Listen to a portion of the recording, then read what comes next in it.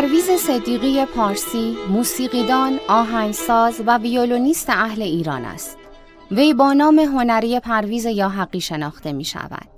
او در کودکی به دلیل مقتضیات شغلی پدر همراه با خانواده به لبنان سفر می کند و پس از گذشت مدتی کوتاه به ایران باز می گردد تا در جوار دایی هنرمندش حسین خان یاحقی کسب فیض کند. پرویز با دانش اندوزی در مکتب هنرپرور و انسانپرور حسین خان و ابوالحسن صبا و با داشتن نبوغی ذاتی و پرورش خلاقیت و استعداد شگرف خویش به سرعت پله‌های ترقی را طی نمود تا جایی که در همان سنین جوانی در برخی از ارکسترها و قطعات با وجود حضور استادانش تکنوازی‌ها به او سپرده می‌شد که این خود نشان از خارق‌العاده بودن این جوان داشت.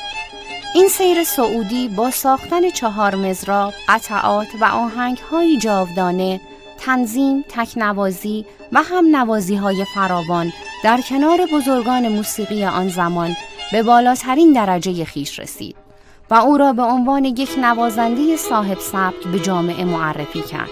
سبکی که به طور انحصاری مخصوص او و زاده خلاقیت، تکنیک، احساس و نوآوری‌های خود او بود، چنان که مقلدان فراوانی نیز یافت.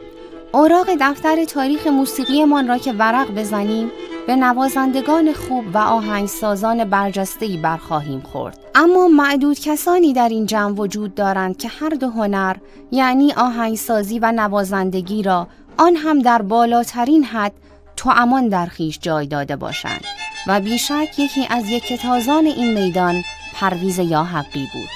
اگر به زمان ساختن این آهنگ‌ها و سالهای فعالیت یاحقی توجه کنیم، در میابیم در برهه‌ای که وجود موسیقی‌های مبتذل، کاباره‌ای و از این قبیل موسیقی اصیل ایرانی را تهدید می‌کرد و به حاشیه می‌راند، او یکی از خادمان و پاسبانان موسیقی اصیل ایرانی بوده است.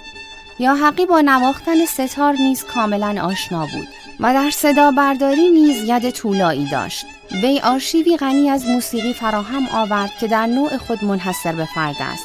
وی در 12 بهمن سال 1385 به دلیل ایست قلبی دار فانی را ودا گفت. یاد و نامش گرامی باد.